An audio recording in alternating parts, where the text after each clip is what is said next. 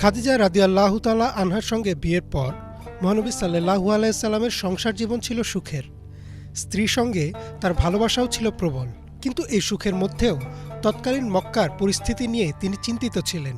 তখন এতিমদের কোনো অধিকার ছিল না, নারীদের সাথে পণ্যের মতো আচরণ করা হতো।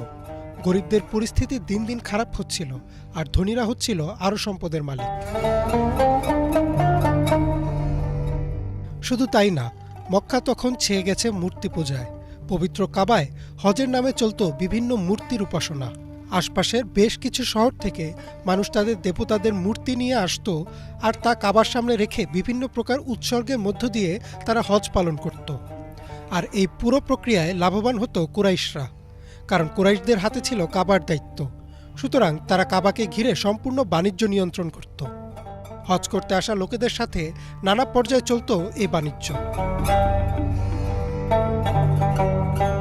এ বিষয় নিয়ে প্রচণ্ড রকমের চিন্তিত ছিলেন রাসূলুল্লাহ সাল্লাল্লাহু আলাইহি ওয়াসাল্লাম, আর তাই তিনি হেরা গুহায় ধ্যানমগ্ন থাকা শুরু করলেন। তবে এ ধ্যান ছিল অন্যরকম। তিনি রোজা রাখতেন।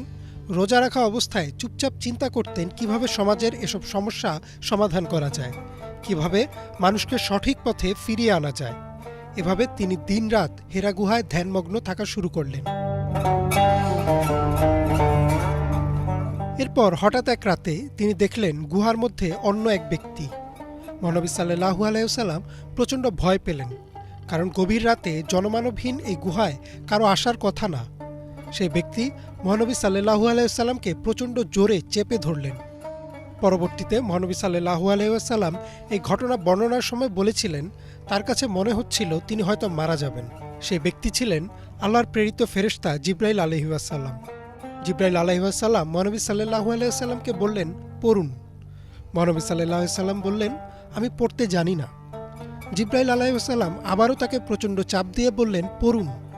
তিনি আবারও উত্তর দিলেন, আমি পড়তে জানি না। জিবরাইল আলাইহিস সালাম আবারও তাকে চাপ দিলেন আর বললেন, اقرأ باسم ربك الذي خلق خلق الإنسان من علق اقرأ وربك الأكرم الذي علم بالقلم علم الإنسان ما لم يعلم। পড়ুন আপনার রবের নামে, যিনি সৃষ্টি করেছেন মানুষকে রক্তপিণ্ড থেকে। পড়ুন, আর আপনার রব মহিমান্বিত, যিনি কলমের সাহায্যে শিক্ষা দিয়েছেন মানুষকে যা সে জানত না।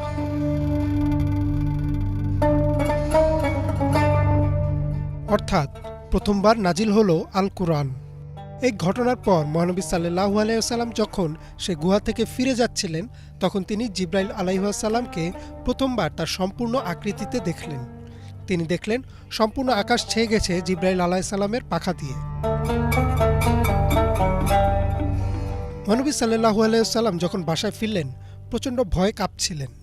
তিনি কোনো কথা বলতে পারছিলেন না, শুধু বললেন, আমাকে ঢেকে ফেলো। খাদিজা রাদিয়াল্লাহু তাআলা আনহা মহানবী সাল্লাল্লাহু আলাইহি ওয়াসাল্লামের অবস্থা দেখে তাকে জড়িয়ে ধরে জানতে চাইলেন কি হয়েছে। মহানবী সাল্লাল্লাহু আলাইহি ওয়াসাল্লাম সব বললেন। সব শুনে খাদিজা রাদিয়াল্লাহু তাআলা আনহা বললেন, আপনি এতিমের খেয়াল রাখেন, অনাহারীকে খাবার দেন, ওয়াদা পালন করেন। আল্লাহ কখনো আপনাকে অপমান করবেন না। এরপর কয়েক মাস আর কোনো ওহী আসেনি। মহানবী সাল্লাল্লাহু আলাইহি ওয়াসাল্লাম ভাবতে শুরু করলেন হয়তো আল্লাহ তার উপর রাগ হয়েছেন। তখন আল্লাহ নাজিল করলেন সূরা আদ-দুহা, আর মহানবী সাল্লাল্লাহু আলাইহি ওয়াসাল্লামকে বললেন তিনি তার উপর রাগ হননি এবং তাকে পরিত্যাগও করেননি, বরং তিনি তাকে প্রস্তুত করছেন সামনের বড় এক পরীক্ষার জন্য। ইমরান মাহমুদ, বাংলা ভিশন।